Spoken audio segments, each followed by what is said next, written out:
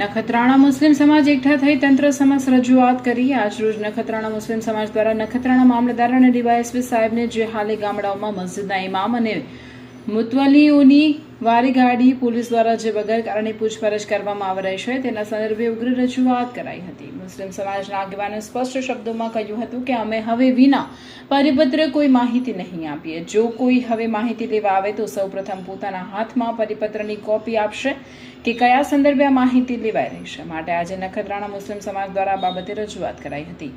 આજની રજૂઆતમાં સલીમભાઈ ચાકી, ઇકબાલ જત, ઉસ્માન સુમરા, હારૂનભાઈ કુંભાર, મૌલાના ઉમર ગુલફામ, સૈયદ માકર શાહ, ઇકબાલ સોઢા, રફીક ખલીફા, સુમાર ભટ્ટી, અલીમામદ મિયાજી, હાજી ઇશાક, હાજી મુસા તથા વિવિધ ગામોના આગેવાનો હાજર રહ્યા હતા। જી ભાઈ, આપનું નામ? મારું નામ ઇકબાલ જત છે। અમે આજે નખત્રાણા મુસ્લિમ સમાજ દ્વારા રજૂઆત કરવા આવ્યા હતા મામલતદાર સાહેબને અને ડીવાયએસપી સાહેબને। અમારી મુખ્યત્વે રજૂઆત એ છે કે હાલે જે પોલીસ દ્વારા જે ગામો ગામ જઈ અને મુસ્લિમ સમાજના જે મુતવલીઓ છે, ઇમામો છે, એનું પૂછપરછ કરી અને સર્વે કરી રહ્યા છે। હવે પૂછપરછ કરી રહ્યા છે, સર્વે કરી રહ્યા છે, એમને કોઈ પણ જાતની તકલીફ નથી, એ એક વાત ક્લિયર છે। પણ તમે જે સર્વે કરી રહ્યા છો એ કયા પરિપત્ર મુજબ કરી રહ્યા છો એટલો તો જાણવાનો અમને હક અધિકાર છે ને। અચ્છા, બીજી વસ્તુ અમે સાચા છીએ, તમામ માહિતી અમે આપશું, પણ તમે કાગળ લઈને આવજો। અને અમે આપ્યા પણ છે, અને આપ્યા પછી જો 8 દિવસે ફરી પાછો તમે એ જ માહિતી લેવા આવતા હો તો શું મતલબ? હવે પ્રશ્ન એવું થયું છે કે જે મુતવલીઓ છે, જે ઇમામ સાહેબો છે, એ રજા લેવા માંગ્યા છે। કારણ કે એકવાર માહિતી આપી દીધા છતાંય એક કદાચ સર્વે ને માનીએ કે એક સર્વે તમે કરી લીધો, એને 12 મહિના તો લાગે ને। એ અઠવાડિયા માહિતી લેવા આવશો એ માહિતી મળશે અને અન્ય માહિતી જ મળશે। એટલે અમારું કહેવાનું એ છે કે ખરેખર અમને જે દરગાહ હોય, મસ્જિદ હોય, એની સામે અન્ય ઘણા ધાર્મિક જગ્યાઓ છે, તમે એની માહિતી નથી લેતા, અમને કોઈ પણ જાતનો વાંધો નથી।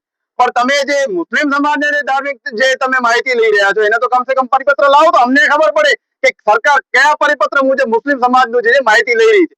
સવાલ એ જ છે। અને ખરેખર સરકારે જો સર્વે કરવું હોય, જે પોલીસ દ્વારા જે સર્વે કરી રહ્યા છો, તમે સર્વે કરાવો કે એક ગામમાં બેરોજગારી કેટલી છે, એક ગામમાં કુપોષિત બાળકોની સંખ્યા કેટલી છે, એ જ ગામમાં બેરોજગાર કેટલા છે, એક ગામમાં વિકાસના કાર્યો કેમ નથી થયા, એ સર્વે કરાવો તો આપણા જે વિકાસના કામો થશે।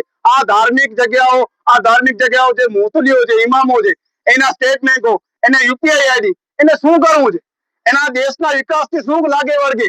અરે તમે કદાચ મુજરીમ હોય તો રિમાન્ડ લઈ લેજો, 10 દિવસ રિમાન્ડ લેજો અને પૂછપરછ કરજો કે તમારા ક્યાં છે, ક્યાં એકાઉન્ટ છે, શું નથી। આ મુજરીમ નથી, એક ઇમામ છે જે પોતાના ધાર્મિક મુજબ પડાવે છે, બધાને શીખાવે છે, અને મુસ્લિમ સમાજે ક્યારે કોઈ એવી વાત ખોટી નથી કરી હોય તો અમને કહેજો।